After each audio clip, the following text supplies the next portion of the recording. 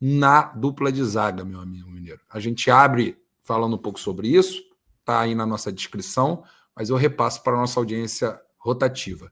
João Vitor era tido como nosso principal zagueiro. A gente passa o ano de 2024 inteiro chorando as pitangas para Ramon Dias, depois para Papaiva, no meio do caminho teve Boinas, teve... isso aí, foram esses aí do ano passado, no final do ano teve Felipe, e a gente chorava.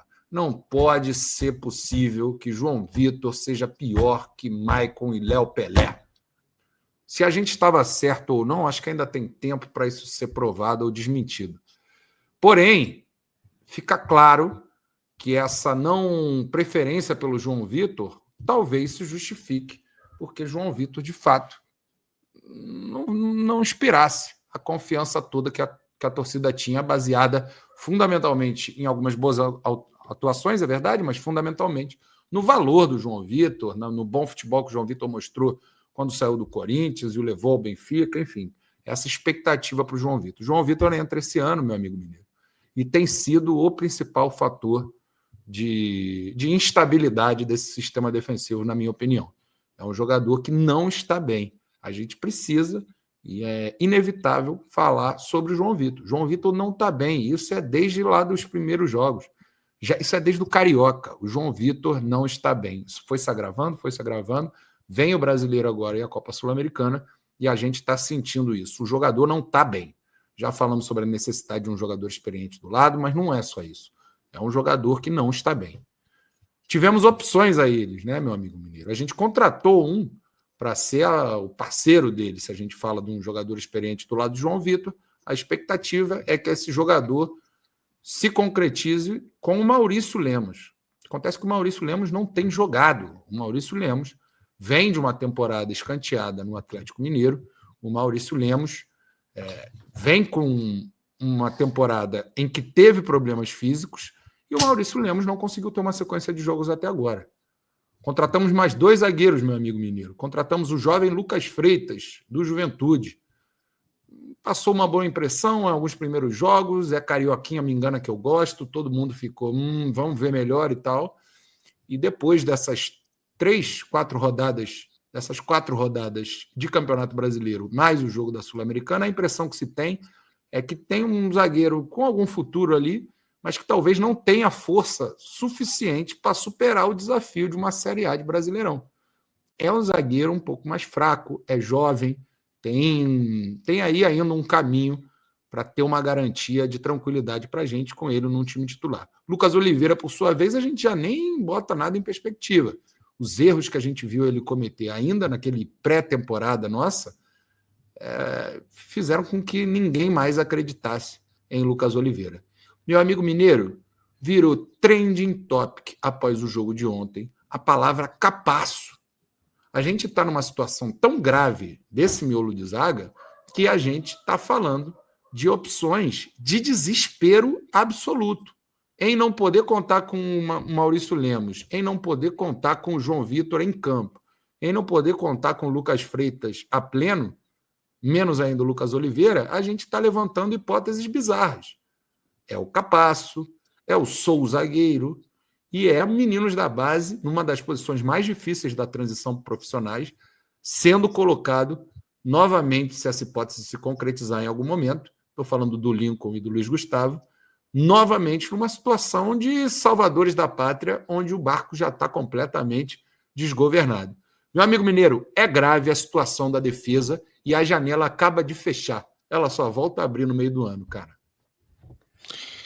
Gustavo, olha só, cogitar os meninos da base, eu acho que não é possível, tá? Nesse momento, não. No clássico, não. Talvez em um outro momento. Isso aí, para mim, beira a sacanagem, tá? É uma completa gestão equivocada de carreira você fazer isso com o menino. Por melhor que ele seja, não é o momento. Uma sacanagem isso. E não querendo assustar ninguém, 22 minutos de jogo, Gustavo, 3-0 Flamengo, tá? Que isso, é o time que a gente vai enfrentar neste sábado, hein? Sem querer assustar ninguém aí. Nossa Senhora. É isso. Vamos lá. Então, os meninos da base, eu não cogito, e de novo, acho sacanagem alguém querer fazer isso. O Freitas, cara, eu vou te falar que pela expectativa que eu tinha, que era muito baixa, porque ele em tese veio para ser reserva, e eu acho que se ele vem realmente para ser reserva, é um reserva ok, né? Então, erro de planejamento, erro de montagem de elenco, lesões, Freitas acabou sendo titular. E eu acho que ele tem sim os seus erros, mas hoje, olha o absurdo que eu vou falar, hoje, com condição de jogo, para mim é o nosso melhor zagueiro.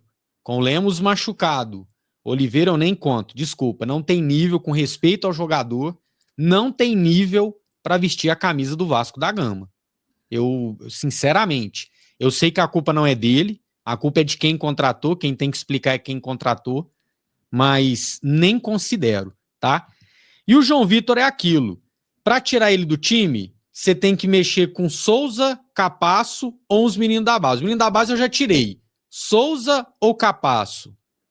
Pô, minha família, é mais fácil, infelizmente, é mais fácil a gente tentar recuperar o futebol do João Vitor do que acreditar que o Souza vai entrar de zagueiro jogando contra o Flamengo e não vai ser uma tragédia.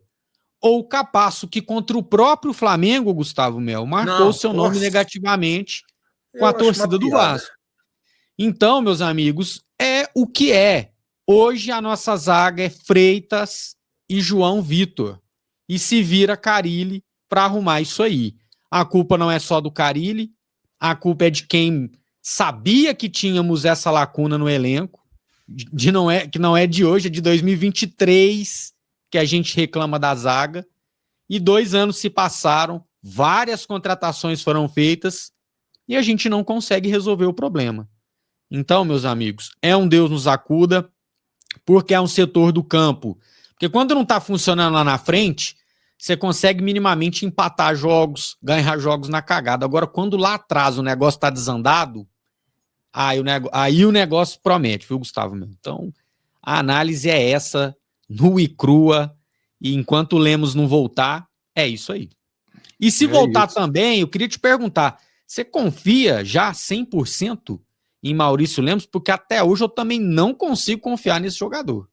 Não, eu não confio, até porque não tem jogado, né? O jogador que não tem jogado já é um jogador que chega sem ritmo. E, pô, ainda mais na posição de zagueiro, uma das coisas mais fundamentais é você estar com aquele tempo de bola o mais azeitado possível, né? O atacante erra um tempo de bola numa jogada, ele não mata e a bola sai pela lateral, ele perde um duelo porque não estava com o tempo direitinho, ele erra uma jogada. O zagueiro, cara, quando ele sai para o corte, quando ele sai para o bote no atacante dos caras, para uma antecipação, se ele não está, de fato, com um ritmo de jogo ali bem azeitado, cara, a coisa dá ruim, né? E eu senti um pouquinho nisso no Lemos, né? Eu senti, a gente comentou ao longo das nossas transmissões, né? Aquela coisa de um zagueiro que estava mais lento, de um zagueiro que estava meio sem o tempo da bola. Eu comentei muito, eu achei muito mais curioso, alguns concordaram comigo, mas muito mais curioso que a maioria, pelo menos no chat, segundo eu senti. Me marcou muito aquela tentativa de corte do Lemos no gol do Santos, cara. Me marca muito, assim. Muita gente não concordou comigo, não. Muita gente pelada, acha, né? Que... Eu achei meio de pelada. Eu achei que ele foi com o pé errado. Era para sair. Eu faço muito aquilo ali, Gustavo. Eu faço muito aquele lance ali. Era uma bola para ele cortar. Tava no rango de alcance dele, pô. Tava ali no, né? É rango que diz? É rango, né? É rango de alcance, né? Me deu uma range. Mas não tem em português rango. Não sei, rango não sei. Não é mesmo? Mas, enfim, tava ali no alcance do camarada, porra. Tava ali, era dele, dava para ele chegar. Um pouquinho de tranquilidade. Não era uma coisa assim de, porra, um zagueirão físico pra caralho, chegava inteiro na bola. Não, dava para ele chegar. E aí, raio, né? Raio de alcance, é isso? É isso. Raio, boa. Mas é isso. Mas me chamou um pouco a atenção. Mas aí depois a gente viu uns jogos que algo que já contra o Santos dava para ver, né? Aquela capacidade de fazer uma inversão de jogo com o mínimo de qualidade, é um zagueiro que sabe jogar, o próprio corte, que no próprio jogo contra o Santos ele faz, depois em outros jogos ele tem alguns cortes, algumas rebatidas, enfim, já nos deu com pouca amostragem a ideia de um zagueiro que não está veloz, pelo menos, não vai ser na velocidade que ele vai ganhar contra os atacantes, mas que hoje é titular absoluto do time, mesmo sem estar com ritmo de jogo, né? Mesmo sem estar com sequência de jogos. Né? O Lemos hoje é fundamental para o Vasco, mesmo a gente achando ele ainda uma incógnita, mesmo a gente imaginando que ele pode entrar e não dar conta, por tudo isso que a gente está falando. Mas é óbvio que é ele. E eu assim, eu concordo com o que você falou sobre o Freitas, mas eu pesaria um pouquinho mais a mão. Eu não sei se é por causa do jogo de ontem, né? Quem acompanhou a transmissão com a gente viu eu chamando a atenção disso pelo menos umas 3 vezes ali no segundo tempo, que é um zagueiro de muito pouca posição física. Se a gente reclamava do Léo Pelé, porra, o Lucas Freitas me parece uma situação por ali, hein? Por ali para pior, eu acho. Mas, enfim, ontem contra o Pedro Raul talvez tenha ficado muito marcado. Vamos ver, vamos dar uma chance para o Freitas, vamos ir olhando jogo a jogo. Mas ontem contra o Pedro Raul ficava muito marcado. Assim. Pedro Raul muito grande e brincava com ele. Toda bola longa, toda bola pelo alto e tal. Era uma coisa que o Freitas parecia uma criança tentando alguma coisa e o Pedro Raul impassível ali na disputa pelo espaço, né? E isso é preocupante também, né? Porque a gente está falando de um nível de Série A, né? E a gente está falando de Pedro Raul. Não era o, sei lá, não era o Lukaku em 2015. Não, era o Pedro Raul. E aí me preocupa um pouco mais, cara. Me preocupa um pouco mais do que a forma como você relatou, sabe? Que eu concordo, tem que dar. Não houve tragédias Lucas Freitas, não tem nada disso, a carreira do cara não está terminada, mas é um zagueiro de 22 anos e que eu acho que a gente precisava de muito mais. O caminho é esse mesmo, cara. Volta Lemos, torcer para ele ser muito acima das expectativas que a gente criou depois dos debates aqui que a gente fez, das observações dos momentos que ele teve em campo. E volta João Vitor, meu amigo. O meu ponto, o Santos trocou de técnico, né? Ganhando de 2-0 do Galo, 30 minutos do primeiro tempo. É mais um que trocou de treinador e vai, ainda é cedo, né? Primeiro jogo, mas vai conseguindo um resultado aí. O Galão só resultado ruim até agora, né? E esse aí tem elenco. Enfim, o meu ponto sobre o Freitas, Gustavo, é que ele veio para ser reserva, né?